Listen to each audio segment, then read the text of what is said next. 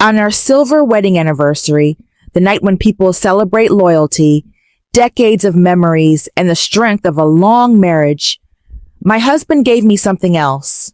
A white envelope. It looked elegant, expensive, decorated with a silver ribbon. I smiled, thinking he had finally prepared something meaningful. The guests clapped, the lights dimmed, everyone expected a loving speech. But instead of love, Darren gave me betrayal wrapped in white paper. 25 years is long enough, he declared confidently, his voice echoing across the ballroom. I want someone young now, Naomi. You need to be out of the condo by tomorrow. Gas filled the room. Glasses trembled in hands. Even the live band fell silent. But the person who reacted least was his mother, Celeste Price. She didn't flinch. Instead, she smiled. A cold, approving, almost victorious smile. A smile that said, finally, he is doing what I always wanted. What Darren didn't realize was that the condo he wanted to throw me out of wasn't his to claim. My parents had gifted it to me. They built it, furnished it, and put my name on the papers years before he ever touched the front door.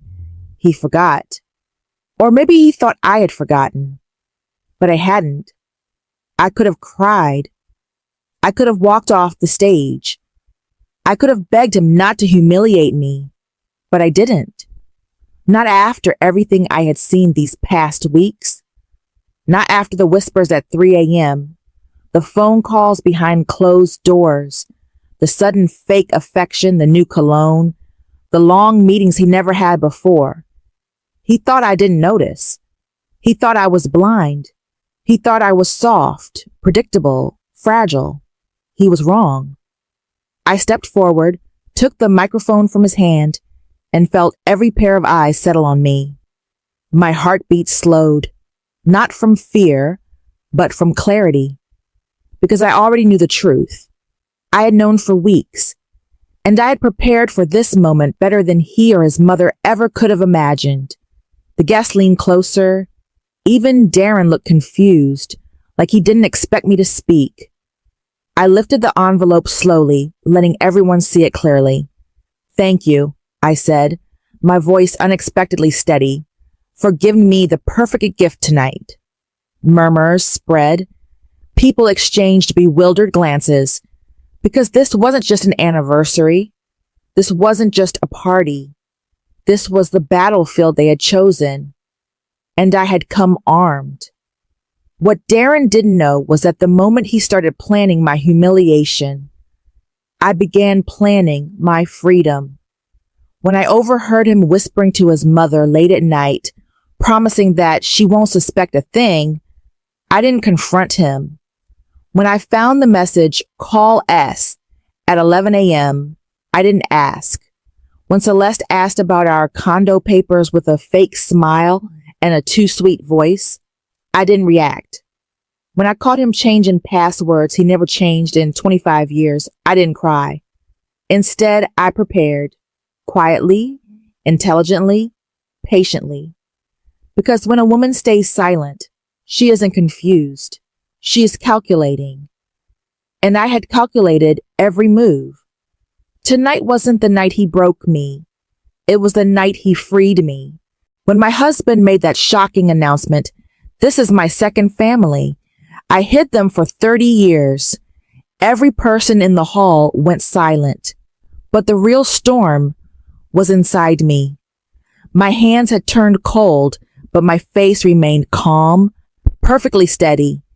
People stared at me with wide, questioning eyes, as if asking, how was she not breaking?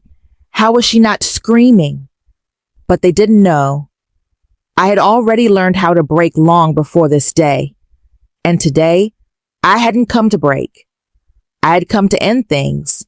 The woman, his other wife, stepped forward with a strange, smug pride in her eyes, as if she wanted to say, "I've won." Her 2 children stood behind her, staring at my home, my life, like they had just entered a world they did not understand. I stood still and watched them all. There was no anger inside me, no urge to shout, no tears threatening to spill, just the heavy weight of truth. The truth I had been carrying alone for years. People say the first betrayal hurts the most, but when someone wounds you again and again, the pain eventually turns into something else. A cold, sharp decision. And my decision was made. Today was not the day I would crumble. Today was the day I would finish what had already begun. The guests were frozen. Whispering died instantly. Everyone was waiting to see how I would react. My daughters, who had been standing in shock, slowly walked toward me. Their hands rested gently on my shoulders. Their faces were pale, but their eyes held one question. Mom, are you okay? I gave them a soft, calm smile. Yes, I whispered. I'm more than okay. Today, everything I waited for is finally happening. My husband panicked. He must have thought I would cry, scream, beg, or create a scene. But the calmer I appeared, the more frightened he became, because deep down, he knew what I was capable of. He had spent years assuming I was weak, but today, my silence terrified him. I looked at the guests and spoke clearly, my voice steady. You all probably think I'm shocked. I paused, but the truth is, I have known everything for a very long time. A loud gasp went through the hall. My husband's face drained of all color. I looked directly into his eyes. You always believed you were clever, but a woman, especially a mother, cannot be fooled for long. Secrets don't stay buried around her. His second wife stepped back. This was not the reaction she expected. They thought they could humiliate me, destroy me, and then celebrate their victory. But they didn't know. I had finished my chapter long before they walked through these doors. I pointed toward the small box on the table. You're wondering what this is, I said. This is the very thing you tried to hide from me, yet I prepared it quietly. I didn't hand him the box. I simply slid it across the table toward him. His hands trembled as he reached for it. He slowly lifted the lid, and when he saw the papers inside, the color drained from his face. People in the audience leaned forward, trying to see what had shaken him. My daughters held onto me tighter, not as if I needed support, but as if I was their strength. There was pride in their eyes, not pain. I squeezed their hands gently. After today, I said softly, our lives will change. But for us, this change will mean freedom. My husband tried to speak, but his throat tightened. He couldn't form a single word. Perhaps he'd never imagined that my silence was actually preparation. His second family stood there confused, embarrassed, and shaken. They believed today would be their victory. But the one who truly won was my stillness. The hall was so quiet we could hear the sound of breathing. I finally spoke, my voice calm but unshakably firm. You betrayed me, but today I am releasing you, right here, in front of everyone. My daughters lifted their heads at the same moment. There were no tears in their eyes, only pride, deep, fierce pride. For the first time, they were seeing the real strength their mother carried. This was not revenge. This was my peace, my closure, my freedom. The hall was frozen in a silence as cold as ice. My husband's hands were still trembling, the lid of the box slipping between his fingers. He looked at the documents inside, then at me. In his eyes, I saw a fear I recognized instantly, the kind a man feels when decades of manipulation collapse in a single moment. The guests leaned forward, trying to see. No whispers, no noise, just one sound, the faint rustle of paper. I stepped closer, looked him straight in the eyes, and asked calmly, "You're wondering what this is, aren't you?" My voice didn't shake. "This is the answer to everything you turned me into." He flipped through the papers. His breathing quickened. Panic, raw and uncontrollable, climbed into his eyes. They were divorce papers, years in the making. Every clause, every detail, carefully written, legally sealed. Proofs collected quietly. Timelines maintained. Witnesses documented. A soft gasp escaped from the back of the hall. His second wife went pale. Her fingers trembled like she wanted to protest, to scream that this wasn't how the script was supposed to go. She was supposed to break, not fight back. Her expression screamed. I turned toward her and smiled. "You thought I would cry? You thought tonight was your victory party?" My tone was so calm that she panicked even more.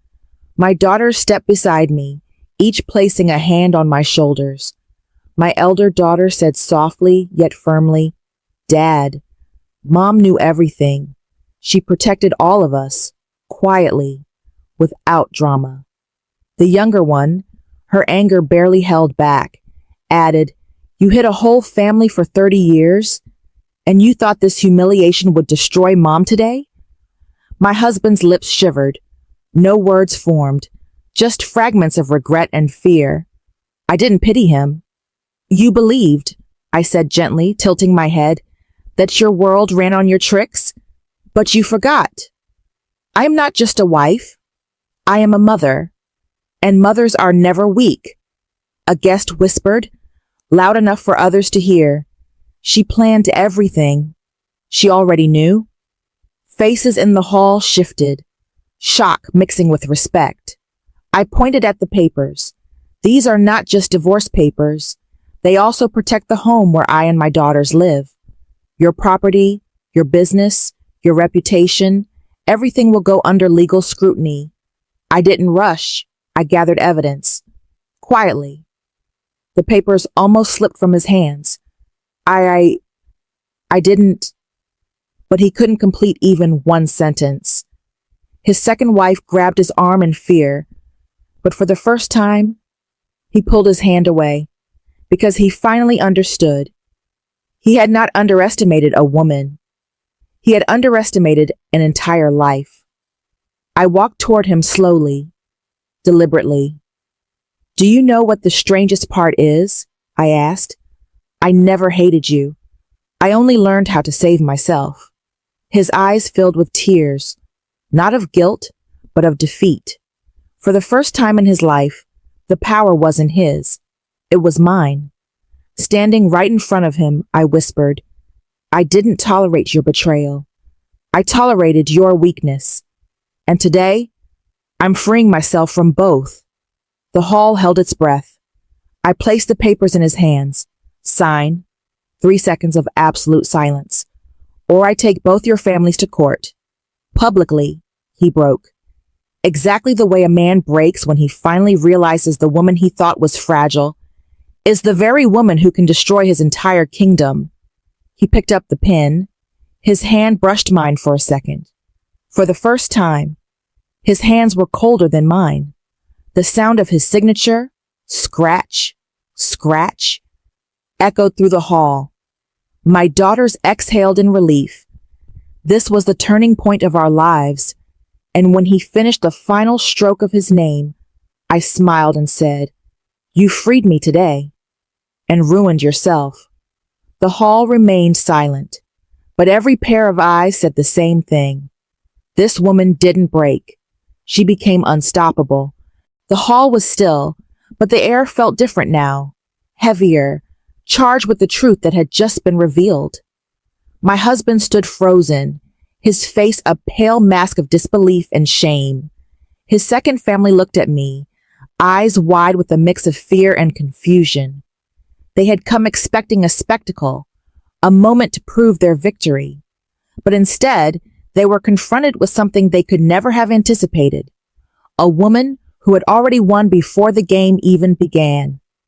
I turned toward my daughters, feeling their hands press lightly against mine. The touch was grounding, anchoring me in the moment. They were no longer little girls in need of protection. Today, they were witnesses to the power of resilience. Their eyes shone not with fear, but with understanding, pride, and the quiet confidence of those who have seen their mother stand unshakable against a storm. "Mom, are you okay?" my youngest asked, her voice a whisper that trembled in the charged silence. I smiled softly, my lips barely curving, but my eyes held a fire she had never seen before. "I am more than okay," I said, my voice steady, calm, deliberate. "I am free. And today, freedom isn't just mine. It's ours."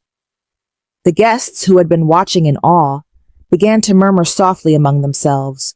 Shock, admiration, and curiosity mingled in their expressions. They realized this was no ordinary confrontation. This was a demonstration of strategy, patience, and a strength that had been quietly building for decades. My husband's hands, still shaking, rested uselessly at his sides. He wanted to speak, to justify, to explain, but the words wouldn't come. Every move he had calculated for 30 years had crumbled in minutes, and the realization, sharp and devastating, that I'd been aware of every step he had taken, every secret he had kept, left him powerless. I walked slowly through the hall, my daughters following silently behind me. I wanted everyone to understand that this wasn't about revenge. It wasn't about humiliation. It was about reclaiming control, dignity, and peace. Every step was deliberate, every glance measured. I was showing, without words, that life could be rewritten even after betrayal. Stopping in the center, I looked around at the people gathered. "You all think a woman breaks when she is betrayed," I said softly, but loud enough to reach every ear in the room. "You think she cries, she screams, she begs, but that is not the truth. Some women, they learn, they prepare, they wait, and when the moment comes, they rise calm, composed, unshakable." Gasps filled the room. My husband's second wife looked as though she wanted to vanish into the floor. She had expected chaos, not this quiet, commanding authority. She had expected tears, not a calculated display of control that left her and her children speechless. I turned my gaze back to my husband, seeing the man who once thought he could dominate me with lies, manipulation, and fear. The man who underestimated the quiet strength of a mother, a wife, a woman who had silently endured, observed, and planned. Today, he faced the consequences of that underestimation. "I could have broken," I continued, my voice unwavering. "I could have yelled, screamed, shamed you in front of everyone, but that isn't who I am. I am a mother. I am a woman who protects her daughters. I am someone who knows the value of peace and how to claim it without losing herself." My daughters squeezed my hands. They knew, as did everyone watching, that this calm, this poise, was far more powerful than any display of rage. Power didn't need to shout. Power didn't need to demand attention. Power simply existed in quiet confidence, in unshakable dignity. The hall was still again, but now with a different weight. The storm had passed, but the impact remained.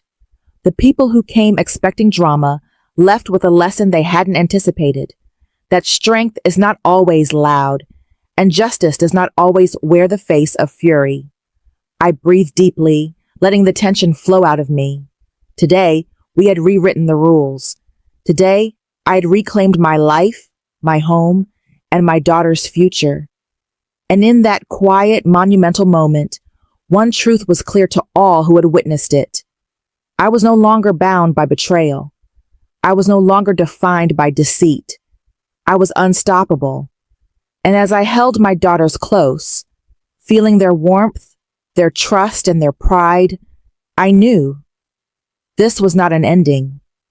It was a beginning of freedom, dignity, and a life reclaimed from the shadows of lies. The storm was over, The calm was ours. The room had quieted, but inside me, a fire was quietly burning, not of anger, but of clarity. The moment of confrontation had passed, and now the real work began, reclaiming every fragment of a life that had been fractured piece by piece for 30 long years. My husband's deception had tried to define me, but I had refused to allow his lies to write the rest of my story. I looked at my daughters, their eyes reflecting a mix of awe, relief, and newfound understanding. Today, they had seen their mother in her purest form, unyielding, composed, and entirely present. They had seen that strength didn't always roar. Sometimes it whispered, and yet it commanded the world to listen.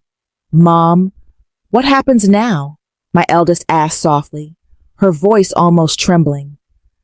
I drew a deep breath, feeling the weight of decades lift from my shoulders. "Now, we rebuild," I said, my voice steady, yet carrying the warmth of hope. "We take every broken piece, every shadow of doubt, and we turn it into something stronger than before. Today isn't just about what he did. Today is about what we will create from the ruins he left behind."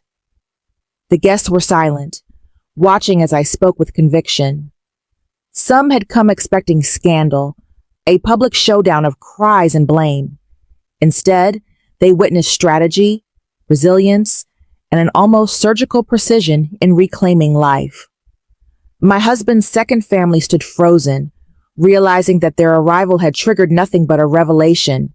They had walked into a house already fortified, already alive with purpose, and nothing could shake that now. I turned to my husband, my eyes meeting his with calm finality.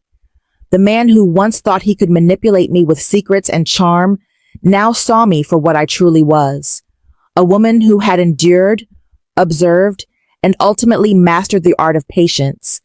His smirk was gone, replaced by a hollow awareness of what he had underestimated. 30 years of deceit, I said slowly, and yet you thought you had the power. But power isn't in hiding truths or manipulating hearts. Power lies in awareness, in planning, in the courage to stand unwavering while chaos rages around you. And today, I have all of it. I guided my daughters to the center of the room, holding their hands firmly. "We will rebuild together," I said, "not as victims, not as bystanders, but as architects of a life that belongs only to us. Every corner of this home, every memory, every lesson, it is ours to reclaim." A murmur went through the crowd. Friends and family who had watched in stunned silence now began to nod, recognizing that what they were seeing was more than victory over betrayal. It was the birth of a new chapter, one carved with intelligence, grace, and unwavering resolve. I could see the confusion etched on my husband's second wife's face. She had thought she could dominate this space, intimidate me, and rewrite the narrative. But she didn't know that I had spent decades silently preparing for this moment.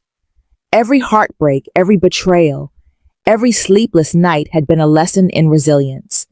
And now that resilience had become unshakable. I took a moment, letting the silence settle around me, absorbing the magnitude of what had just happened. The calm after the storm was more powerful than any shouting match.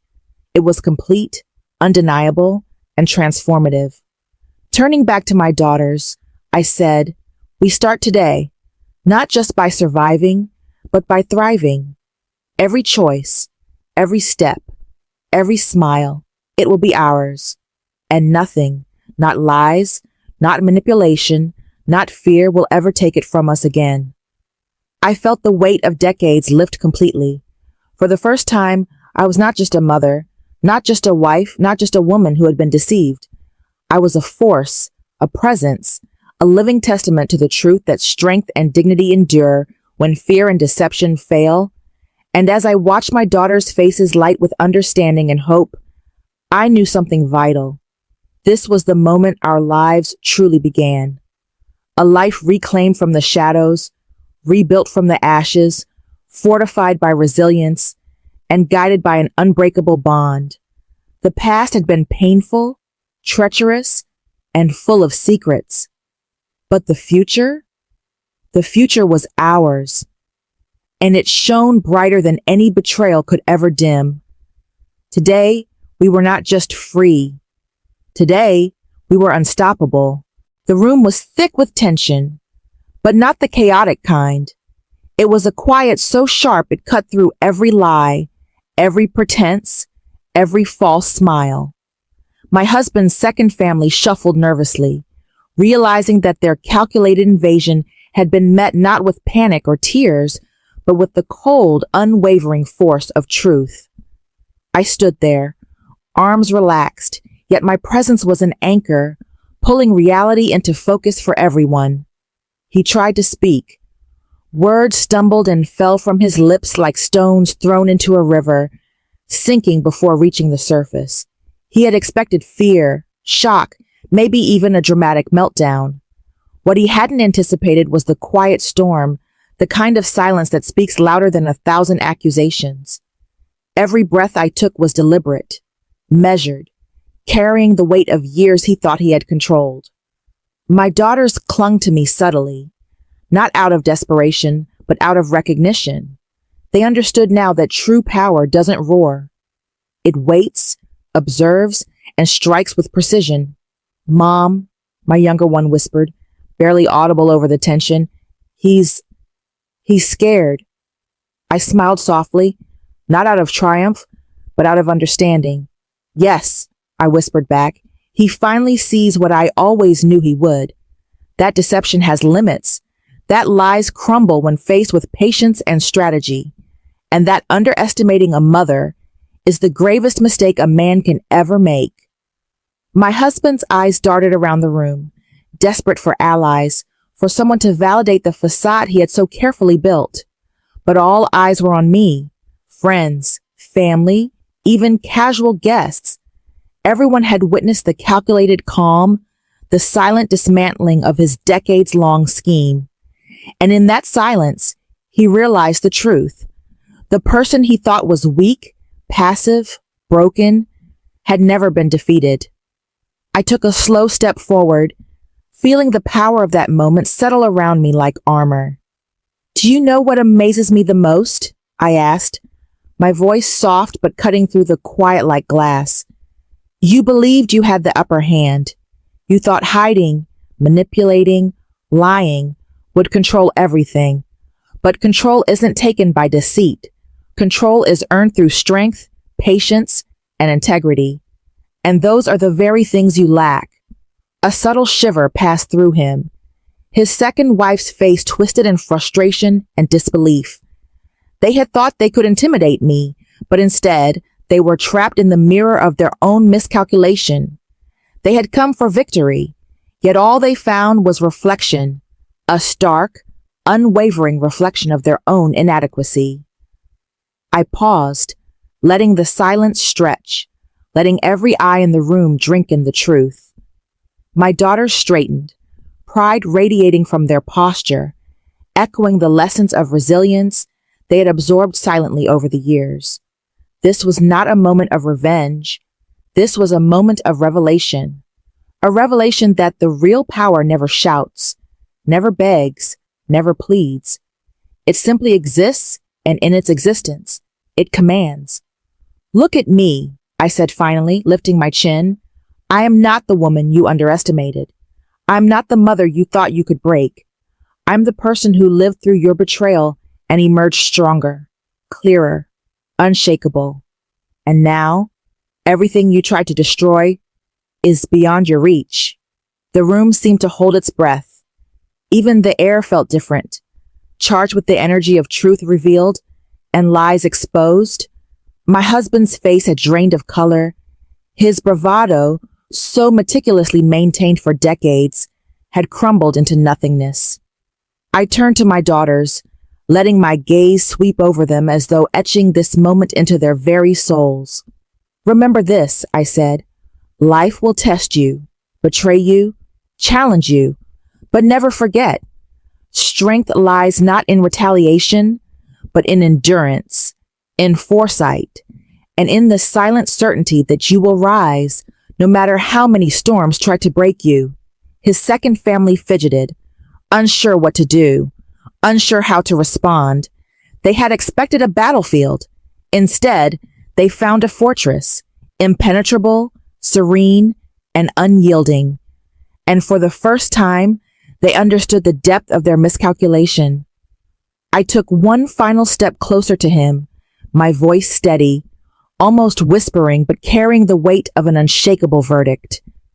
You thought my silence was submission. You thought my patience was a weakness, but today, my silence shattered you. Today, my patience dismantled every scheme you've ever built. And today, my presence reclaims everything you tried to take. The room remained silent, but this silence was not emptiness. It was power. It was victory. It was the calm after a storm that could have destroyed everything, but instead forged something indestructible. And in that silence, I knew something profound. The story had changed. The past could no longer define us. The lies could no longer bind us. And the life we would now rebuild would be unstoppable. The weight of the moment hung like a storm cloud, heavy and inevitable. My husband's second family looked at me now with a mixture of disbelief and fear, as though they had stepped into a story far darker than they had imagined. And in that darkness, I found clarity. I approached him slowly, each step deliberate, carrying not anger, but the cold, undeniable certainty of justice. He tried to look away, to shield himself from the consequences, but his eyes betrayed the truth. He knew the endgame had already been written. This, I said softly, motioning to the documents that lay between us, is more than a piece of paper. This is accountability. This is closure. And this is freedom. Freedom for me, freedom for our daughters, and, ironically, freedom for you too. Because now there is no more hiding, no more lies, no more manipulation. He opened his mouth to protest, but no words formed. Every clever argument he had prepared over 30 years had evaporated under the weight of reality. 30 years of deception, and in one room, in one moment, it all crumbled. I looked at the room, letting my gaze sweep over the silent guests, my daughters, and finally, the woman who had dared to step into my life as if victory were guaranteed. You thought you could win, I said, voice calm, yet cutting, by hiding, by scheming, by dividing. But you didn't understand one thing. A woman who has endured betrayal, who has raised children through storms of lies, does not break. She becomes unshakable. And today, you are powerless before that strength. My daughters stepped closer, their presence a living testament to the resilience we had nurtured together. They mirrored my calm, my confidence, my unwavering gaze. Dad, my eldest whispered, Mom knew everything, and she protected us. She never faltered. She never cried for show. She was unstoppable. The second wife's eyes widened, realizing too late that their carefully orchestrated plan had failed spectacularly. Her children clung to her uncertainly, sensing the tension, the inevitability, the undeniable fact that their arrival had disrupted not just our household, but the balance of power itself. I reached for the documents again, lifting them so that everyone could see. These papers, I said, voice echoing through the hall, aren't just legal boundaries. They're a declaration. Our family, our home, our dignity, protected. Your schemes, your hidden life, your false sense of control, all of it ends here. And it ends because I refuse to be silent, because I refuse to be weak, and because I finally embraced my power, not to destroy, but to reclaim. The room was electric with disbelief. The hum of suppressed gasps, the shifting of uneasy feet, the tight clasping of hands, it all merged into a symphony of truth finally revealed.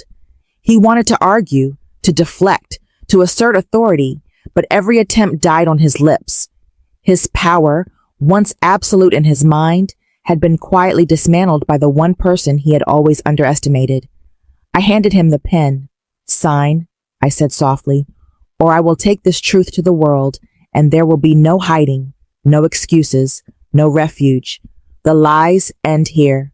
Choose freedom or face exposure." His hand trembled. The reality of defeat, not just legal but moral and emotional, had settled like ice in his veins.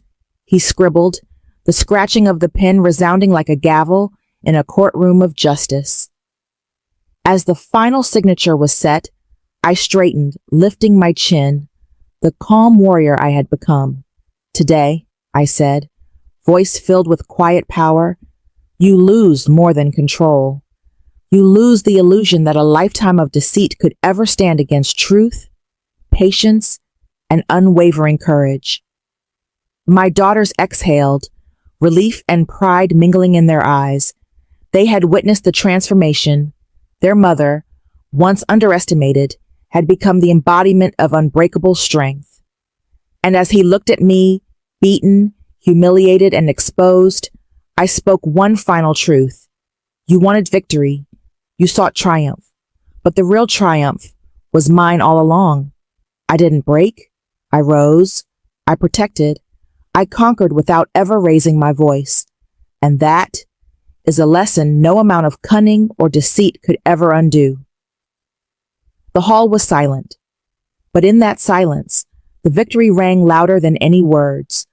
Not a victory of revenge, but a victory of freedom, dignity, and undeniable strength. The final blow had landed, not in anger, not in fury, but in the quiet certainty of one woman who refused to be broken, and in doing so, changed everything. The storm had passed. The hall was quiet, not with fear this time, but with a reverent stillness that seemed to hold its breath. The weight of truth had settled, and in that silence, I finally felt it a calm, unlike any I had known in years. For decades, I had carried the burden of betrayal, the sharp sting of lies, the cold ache of isolation that comes when someone you trust most chooses deceit over love. But today, that weight was gone. Shattered by truth, exposed for what it was, and left powerless before my unwavering resolve, he could no longer touch the peace I had fought so long to claim. I looked at my daughters, standing tall beside me, their eyes reflecting the pride, strength, and security I had longed to instill in them. "Mom," the eldest whispered, voice trembling slightly, you were always stronger than we knew." I smiled, a soft, steady smile, carrying both relief and the quiet triumph of survival. "No, my loves," I said, holding their hands firmly. "Strength isn't about never breaking. It's about standing again, even when the world expects you to fall. And today, we rise, together." My husband slumped in his seat, defeated, stripped not just of his lies, but of the false power he had held over us. He would remember today not as a day of triumph, but as the moment he realized the truth. Underestimating a woman, especially one who has loved, endured, and protected her children, is a mistake that cannot be undone. I turned to the room, eyes sweeping over every witness to the unraveling of decades of deception. Their faces told stories of shock, of admiration, even of a newfound respect. Some whispered quietly, others watched in stunned silence. But no matter their reaction, I knew one thing. The chapter that had defined the last 30 years of my life had ended, and the new one my chapter had begun. Walking through the hall, I felt lighter than I had in years. Each step was deliberate, each breath a reminder of the freedom I had carved for myself. The air no longer carried tension or fear, it carried possibility. Possibility for joy, for love, for a life unburdened by lies. I reached the front door, pausing for a moment. The sunlight streamed in, warm and unrelenting, washing over everything like a promise. "This is it," I whispered, almost to myself. "This is the life I choose. No regrets, no chains, only truth, only peace." The daughters followed, walking with me side by side. In their faces, I saw the reflection of resilience, of strength passed down and fortified through years of challenge. I held their hands a little tighter, as if to remind them and myself that this was not an ending, but a beginning. Later, in the quiet of our home, I sat alone for a moment, letting the adrenaline fade. I realized then that the story of betrayal, of lies, of hidden families, had been a crucible. It had tested me, refined me, and forced me to confront the deepest fears I had carried. And through it all, I had discovered something undeniable. True strength is born not from power over others, but from power over oneself. I stood, taking a deep breath, and allowed a small smile to curl on my lips. No longer the woman crushed by secrets and deceit, I was reborn. A woman who had faced the worst, yet remained whole. A mother, a protector, a woman whose silence had spoken louder than any scream, whose patience had outlasted any deception, and whose heart had endured when others expected it to shatter. The future stretched before me like an open road, wide and unafraid. I had fought for every piece of dignity, every ounce of justice, and today I claimed it all. And as I held my daughters close, feeling the warmth of their trust and love, I knew one truth that would guide me forever. Freedom is not just the absence of betrayal. It is the courage to stand tall, to reclaim your life, and to rise above the shadows of the past. And in that quiet, radiant moment, I realized this was not just the end of a story. It was the beginning of a life lived fully, fearlessly, and on my own terms. I had survived, I had endured, I had triumphed, and the world, finally, would never underestimate me again.